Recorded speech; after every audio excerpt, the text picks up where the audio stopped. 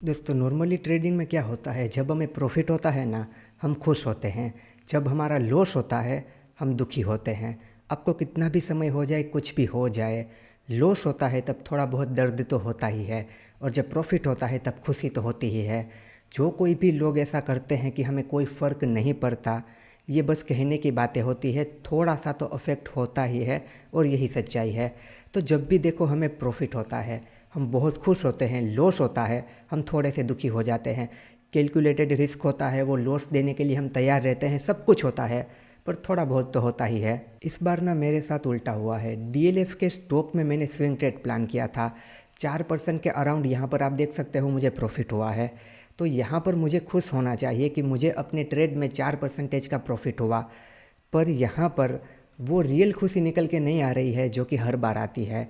जब मैं trade plan करता हूँ, मेरे ट्रेड चलते हैं, मुझे खुशी होती है, प्रॉफिट मिलता है, टारगेट मिलता है, पर इस बार कुछ छूट रहा है।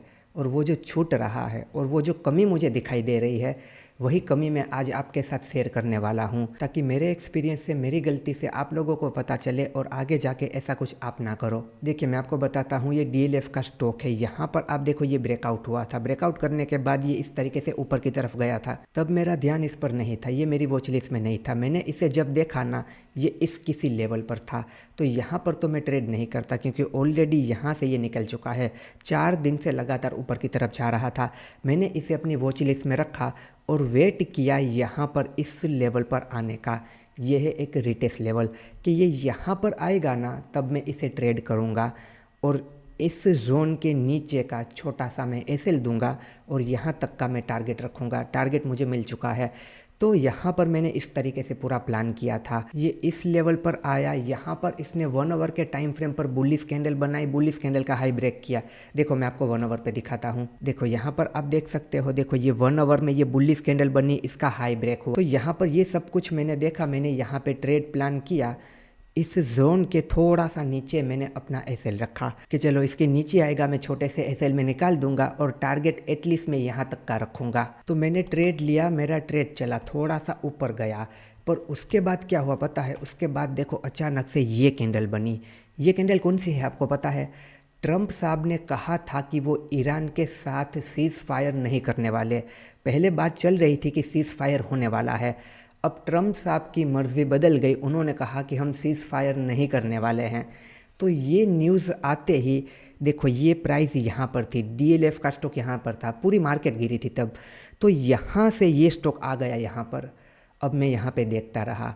अब ना मैंने सोचा था कि देखो इस जोन के थोड़ा नीचे आएगा ना, मैं यहाँ पर एग्ज़िट कर दूंगा, मैं यहाँ से निकल जाऊँगा। ये मेरा पूरा ट्रेड प्लान था। रूल डिसिप्लिन के हिसाब से मुझे यही करना था कि मैं छोटा सा एसएल दूंगा अगर नहीं चलेगा तो।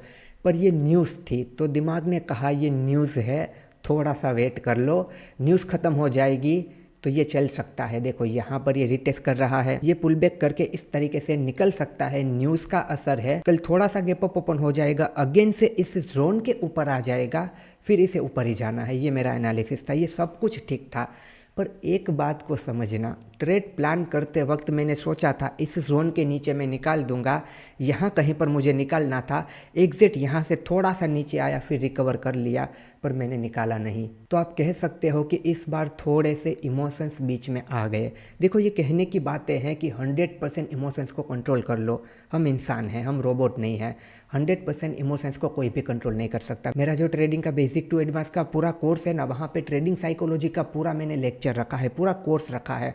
वहाँ पर भी मैंने समझाया है कि हम इंसान हैं, 100% हमसे ट्रेडिंग साइकोलॉजी कंट्रोल नहीं हो सकती है। पर ट्रेडिंग करनी है तो कुछ हद तक उसे कंट्रोल में रखना होगा। जो रूल डिसिप्लिन बनाए हैं उस पर ही हमें रहना होगा। पर देखो कभी कभार इस तरीके से हो जाता है, ट्रेड चलता है, प्रॉफिट होता है, वो सब कुछ अगर सब लोग शेयर करते हैं तो जो गलती होती है, लॉस होता है, वो सब कुछ भी शेयर करना चाहिए। क्योंकि ये सारी चीज़ें देखने से हो सकता है कोई इंसान ये गलती करने से बच जाए। अब आप कहोगे कि इसमें प्रॉब्लम क्या है? अच्छा हुआ ना होल्ड कर लिया, इसमें प्रॉब्लम है क्या?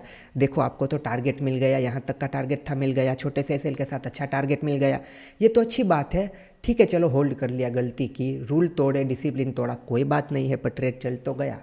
पर ये एक बहुत बहुत ही बुरी बात है। मैंने ये गलती की है, मैंने अपनी इस गलती को लिखा है, मुझे अपनी गलती का अफसोस भी है।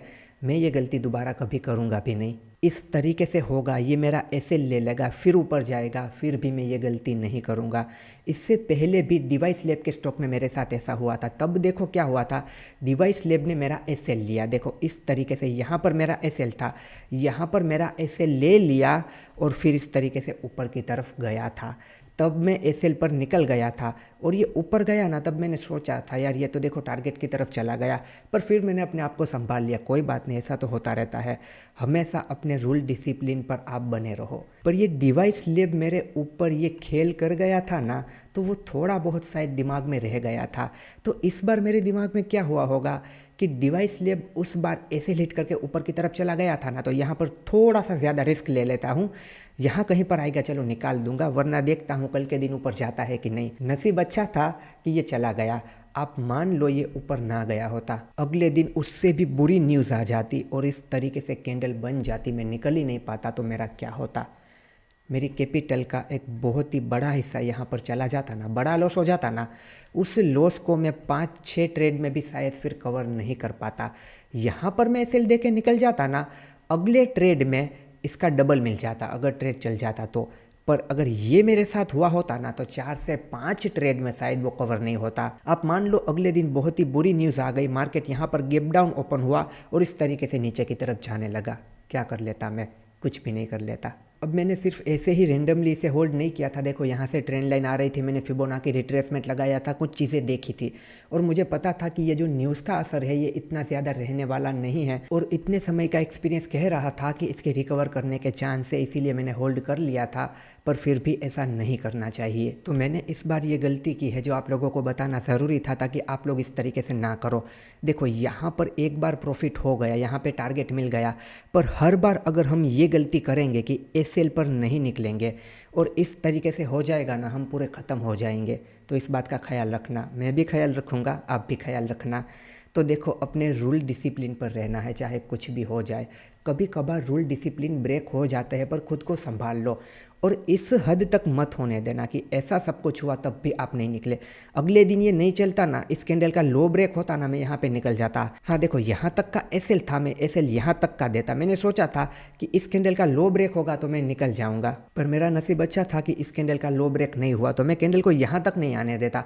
पर फिर भी मान लो न्यूज़ की वजह से यहाँ पर गैप डाउन ओपन हुआ और यहाँ तक आ गया, तो मैं कुछ भी नहीं कर पाता। तो यहाँ पर मैंने गलती की है, इस गलती को मैंने अपनी ट्रेडिंग जर्नल में लिखा है और मैं ये गलती दोबारा नहीं होने दूंगा। इससे लेकर मार्केट को जो कुछ भी करना है करने दो, टारगेट देकर मार्केट को जो कुछ भी करना है करने दो। हमें बीच रास्ते में चढ़ना है, बीच रास्ते में कहीं उतर जाना है, उसके बाद जो कुछ भी होता है हमें कुछ देखना ही नहीं है।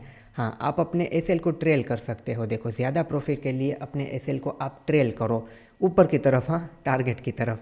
कहीं नीचे की तरफ अपने एसएल को ट्रेल मत करना, ख़त्म हो जाओगे।